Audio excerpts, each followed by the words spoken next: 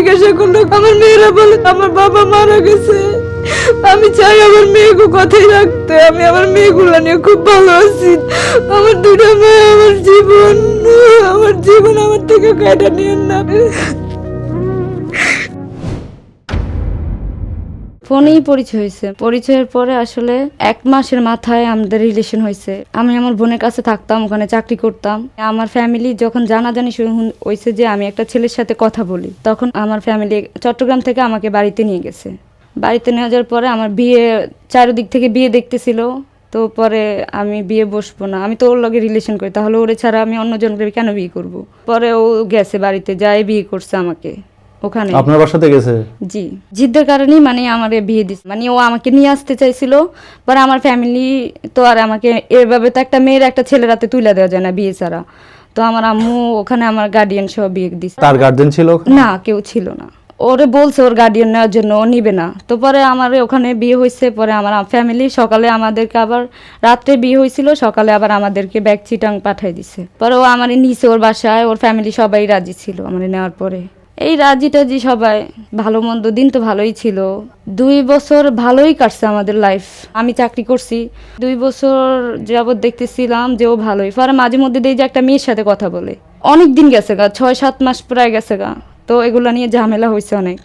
তারপরে ঝামেলা হওয়ার পর আমার ফ্যামিলি এর মধ্যে আমার কোনো খোঁজ খবর রাখে নাই, কথা বলে না আমার সাথে। মানে ওনারা রাগই ছিল এক পর্যায়ে, তো এই কারণে আর আমার সাথে কথাবার্তা বলে নাই। ফোন আমি দিলে ভালো আছিস নি, খাইছিস নি, এতটুকুই জিজ্ঞাসা করতে, এর বেশি আমার সাথে কোনো কথা বলতো না। কারণ ওনারা চায় না যে আমি এখানে বিয়ে পড়ি। ওদের বাড়ি কুমিল্লা আর আমাদের বাড়ি ভোলা, এত দূরে আমার বিয়ে দিতে চায় না এরা। পরিবারের রহমতেই বিয়েটা করেছেন?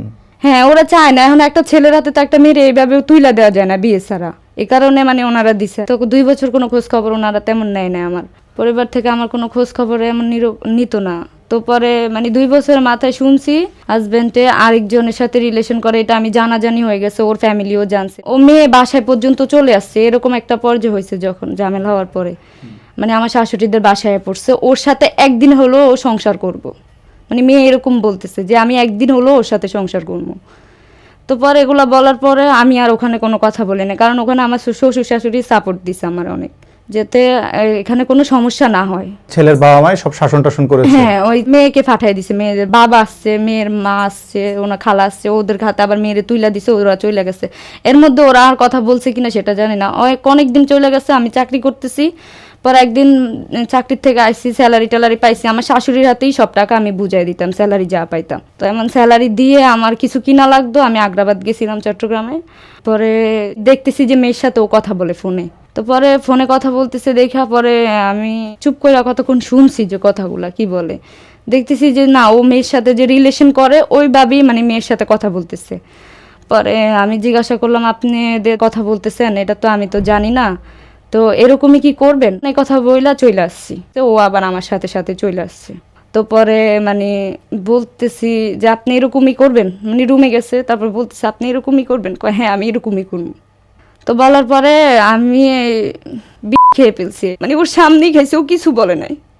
ও ওইদিকে ফিরে শুয়ে রয়েছে, আমি এদিকে ফিরে আমি এখানে খেয়ে ফেলছি। ও আমার একটু কিছু বললো না যে তুমি কেন খাইছো।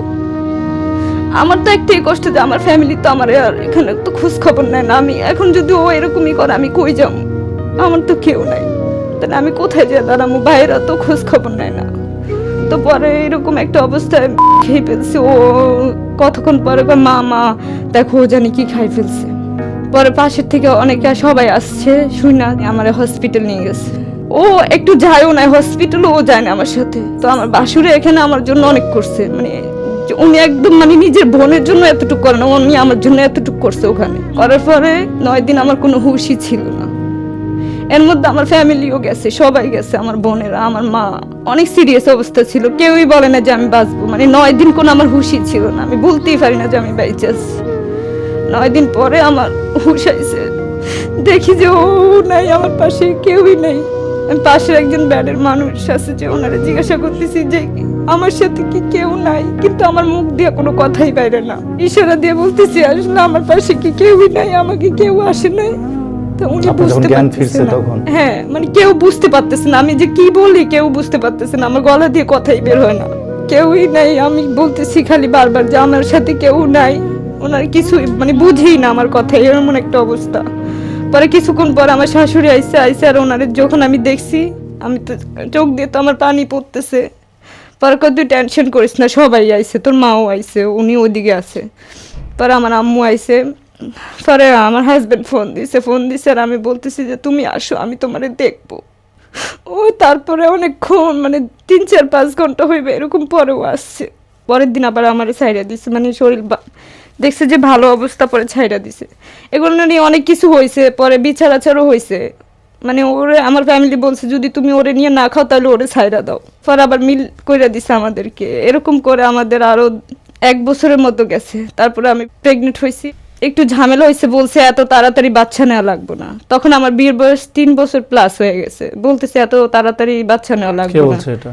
আমার শাশুড়ি, আমার স্বামীও প্রথমে বলছিল যে বাচ্চা নেওয়া লাগবে না, তুমি অল্প কয়েকদিন হয়েছে সুস্থ হয়েছো, আবার 3-4 মাস হয়েছে, এখনো তোমার সমস্যা, তুমি এত তাড়াতাড়ি বাচ্চা নেওয়ার কোনো প্রয়োজন নেই, আরো পরে নিও। তো আমি বলতেছি না, এটাই তো প্রথম বাচ্চা, আমি কেন নষ্ট করবো। পরে এগুলা নিয়ে পরে আমার নননেরা বলছে যে থাক, ও বাচ্চা যদি নষ্ট না করে ওরটা ও পালবে। মানে আপনার স্বামীর পরিবারের সবাই মোটামুটি ভালোই ছিল? হ্যাঁ, একটু ভালোই ছিল বলতে সবাই মনে করেন যে ভালোর থেকে বেশি ভালো আমার ভাসুরটা ছিল, যে উনি আমাদেরকে এখনো অনেক ভালো জানে, বোনের চেয়েও বেশি জানে। এখনো কোনো সমস্যা হলে আমি ওনারে জানাইলে উনি মানে চেষ্টা করে যতটুকু পরিমাণে হেল্প করে। সবার থেকে ভালো আমার ভাসুরটাই। আর আমার শ্বশুর শাশুড়ি বলতে মানে এরকম কোনো আচরণ করে না আমার সাথে যে খারাপ বলমু, যেরকম করে মানে শ্বশুর শাশুড়ি একটু টুকটাক করবে, এটা মাইনা নেওয়া যায়, এটা কোনো সমস্যা না। তো আমি বলছি আমি আমার বাচ্চা আমি পালমু বলে আমি চাকরিতে ঢুকছি আবারও। তো চাকরি করতেছি, এরকম মেয়ে 9 মাস পর্যন্ত আমি চাকরি করছি। টাকা পয়সা আমারটা আমি ওনাদেরকেই দিছি, আমি কিছুই রাখি নাই। যে আমার মেয়ে হয়েছে, অসুস্থ মেয়ে হবে, আমি কিছু টাকা রাখি এরকমও কিছু করিনি, আমি ওদেরকে রাখছি। পরে আমার বাড়িতে পাঠাই দিছে, আমার বাবার বাড়িতে। পরে আমি ওখানে গেছি, ওখানে আমার বড় মেয়ে হয়েছে, কিন্তু ওরা কোনো খরচপাতি কিছুই দেয়নি, সম্পূর্ণ গ্রহণ করছে আমার মা, আমার আম্মু সব টাকা দিছে। চাকরি করে আপনি সমস্ত টাকা স্বামীর ওদেরকেই দিছি। হ্যাঁ, ওদেরকেই দিছি। ওরা ওই টাকাটা হেল্পটা করে নাই? না, ওইটা আর করে নাই, ওরা কোনো টাকাই দেয় না। আমার মেয়ে হয়েছে যে সম্পূর্ণ খরচ আমি দিছি, মানে আমার ফ্যামিলি দিছে। এগুলো নিয়ে ঝামেলা আমার ফ্যামিলি করে নাই যে ওরা টাকা দেয় নাই কেন। আমার মা টাকা দিছে, পরে 7 মাসের মতো গেছে, আবার আমি চাকরিতে ঢুকছি। পরে ও আবার ঢাকায় আসছে, বলছে আমার একটা দোকান নিব, যে আমার একটা টাকা দাও, আমি একটা দোকান নিব। পরে দেওয়ার পরে ওর সকালে পাঠাইছি, সন্ধ্যাবেলা ও চট্টগ্রামে যায় আরেক মেয়েরে বিয়ে করছে। আমি শুনি যে ও বিয়ে করছে, ওর বন্ধু বান্ধবে বলতেছে আমার বিয়ে করছে। আমার সাজানো সংসারের সব জিনিসপত্র ও নিয়ে আসছে ওই মেয়ের জন্য, নিয়ে যে ওই মেয়ের সাথে সংসার করছে। হ্যাঁ। তো পরে আমি বলছি যে আপনি এরকম করছেন শুনছি আমি, কয় না এগুলা কিছুই না। ও আমার সাথে স্বীকার করে না। পরে ওর মোবাইল বন্ধ 6-7 মাস ধরে, আবার খোলে, আবার 15 দিন বন্ধ থাকে, এরকম করেই যাইতেছে। মেয়েদেরকেও কোনো খরচ বা খোঁজ খবরও নেওয়া হয় না। এখন মেয়েরা সহ বাচ্চারা সহ আপনি কোথায় আছেন? আমার মার বাসায় আছি। আমি নিজে একটা আলাদা রুম নিয়ে থাকি, এখানে আমি করতেছি, একটা ছোট বিজনেস শুরু করছি মাত্র। আপনার স্বামীর কোনো খোঁজ খবর নাই? না, ওর কোনো খোঁজ খবরই নাই, ও আমাদের কোনো খোঁজ খবরও রাখে না। তো এইভাবে যে পরিবারের অমতে বিয়েটা করলেন, এখন কেমন লাগতেছে? কি আর করার, আমার ফ্যামিলি তো আমার ভালোই চাইছে এই পর্যন্ত, আমি নিজেই চাইনি ভালো। এই কারণে আমার বড় ভাই আমার সাথে কথাও বলে না। কেমন আছেন এখন আপনি? আমি আলহামদুলিল্লাহ অনেক ভালোই আছি, আল্লাহ পাক আমার কখনোই করে না, আমি ভালো আছি। কিন্তু আমি ওর বিষয়ে একটাই কথা বলতে চাই, যে আমার সন্তানে বলে যে বাবা মারা গেছে, যাতে ওই কথাটাই থাকে, আমি আমার সন্তান নিয়ে থাকবো, যেখানে আছি অনেক ভালো আছি। ও যাতে কোনোদিন না আসে। আমার ননদ ওই দিন বলছে যে ও বলে চায় আমার ফুলাবেন নিয়ে যেতে, আমি এই কারণে এখানে আসা, যে আমার যাতে সন্তানের কাছে ও না আসে। আমি 2টা সন্তানের কারণে বেঁচে আছি, আল্লাহ আমার বাঁচিয়ে রাখছে। আমি অনেক আগেই মরে যেতাম, আমার এই সন্তান 2টার মুখের দিকে তাকে আমি বেঁচে আছি, যাতে ও কোনোদিন না আসে আমার সন্তানের কাছে। আসলে আমি চাই যে ও যেহেতু কোনোদিন আমার সামনে না আসুক, আমি ওর চেহারাটাও দেখতে চাই না। যে মানুষ বলে যে আমি দেখাইছি 1-1.5 মাস হয়েছে ওরা, আমি বলছি যে তুমি কি চাও, তুমি আমাকে নিয়ে যাও। ও বলছে সব সরতে পারবো, ওই মায়ের সরতে পারবো না। আমি চাই যে তুমি ওখানেই থাকো, জেনেই থাকো, তুমি আমার কাছে আসা লাগবো না। যে মেয়ে তোমার নিয়ে ভালো থাকে, তুমি ওর কাছে ভালো আছো, তুমি ওখানেই থাকো, কোনোদিন আমার সামনে আসবে না, আমার মেয়েকে সামনে আসবে না। আমার মেয়েরা বলে তুমি মরে গেছো, কেউ জিজ্ঞাসা করলে কয় আমার বাবা মারা গেছে। আমি চাই আমার মেয়েকে কথাই রাখতে। আমি আমার মেয়েগুলো নিয়ে খুব ভালো আছি। তুমি আর আমার ফুলাফাইন নিয়ে যাবে বলতেছে সবাই। আমার ফুলাফাইন নেওয়া লাগবো না। আমার মায়ের দুটো লেগে গেলে আমি মরে যাবো।